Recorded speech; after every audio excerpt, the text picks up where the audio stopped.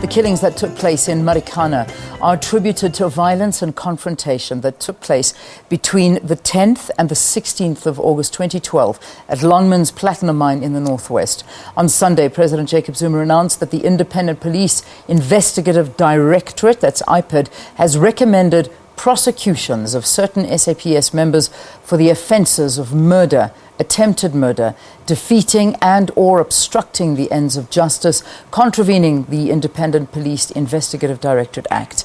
Now, the government has also announced that there will be compensation for the Marikana fatalities. In studio, I've got Sandile Ngidi, who's going to speak on behalf of the police here in studio with me. Thank you so much for joining us, Sandile. Thank you very much, Leah. So let's just sort of look at some figures at the moment. I know I asked you a bit earlier how many police are we talking about. You didn't want to commit to the numbers at this point. Right. Okay, so we won't ask you to commit to that, but the specific findings against them, I've outlined some of them. Are those the findings that have been levelled against these police officers? Thank you very much, Leanne. Marikana is a tragedy that will haunt this country for a very long time.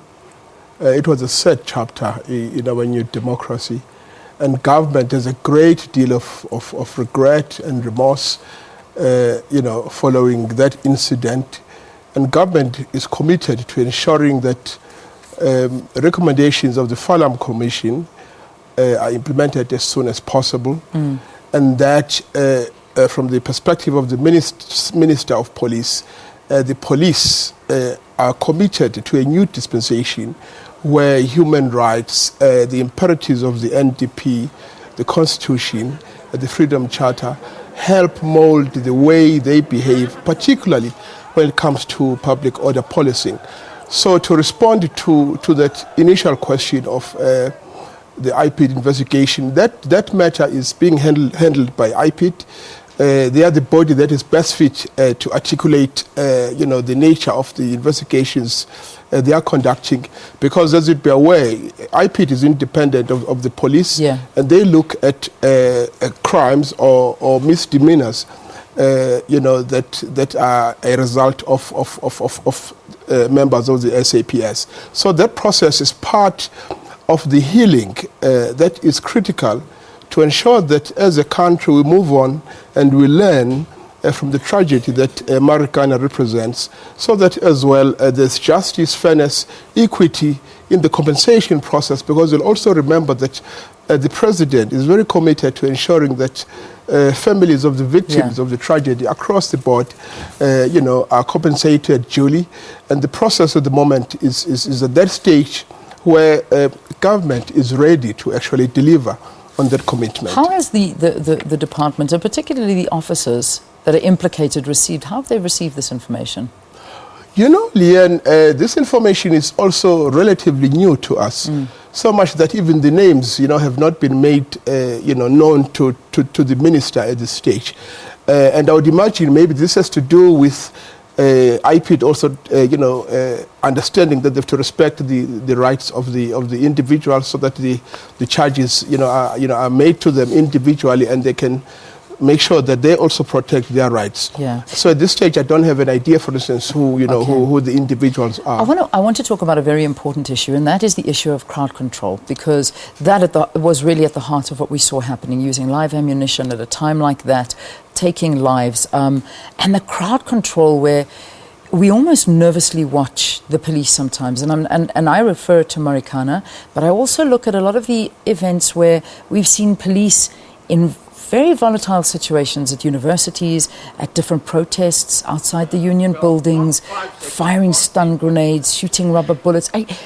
Crowd control is a very big issue here in South Africa. What lessons are being learnt, and how are the police dealing with this? You are very right. We've got a history of extreme violence, that is meted on the people by the police. This is part of the legacy of colonialism and apartheid, because the apartheid regime managed its power through violence, and unfortunately, as it often happens, in such regimes, the police, the army, they tend to be, at the front line of it. So as we move on to post-apartheid South Africa, we still have got remnants of that kind of culture within the SAPS. But I must tell you, Leanne, already in the SAPS management, the system in terms of articulating how best to behave as members of the SAPS is already implementing, recommendations of the Falam Commission, where, for instance, the notion, the principle of exercising maximum restraint when dealing with public protests and so on is already, in the SAPS a way of doing things. Of course, there's a lot that we need to improve, because these things don't happen overnight. But what can be what can be taken as a positive at this stage, in my view, is that even with the Fees Must Fall protests and other mass protests that we have, we are no longer seeing casualties, people dying because of police behavior. So we are quite pleased, with the attitude, the mindset change within the SAPS.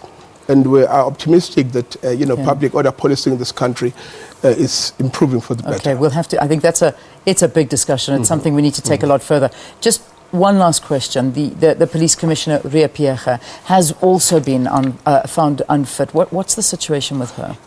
That matter is, the prerogative of the president's office. And unfortunately, the Minister of Police has not yet been made privy to the recommendations or the findings of the Classing Commission. So at this stage, unfortunately, one would not be in a position to comment about, the matter of, on that position, you won't be able to comment. Okay, all right. Let's leave it there for this morning. But thank you for coming in and talking to us about the announcement from the president that Ipid has recommended the prosecution of certain SAPS members after the Marikana attack, and also the compensation for some of those the victims and the families that are left behind. Police spokesperson Sandile Ngidi talking to us here on the program.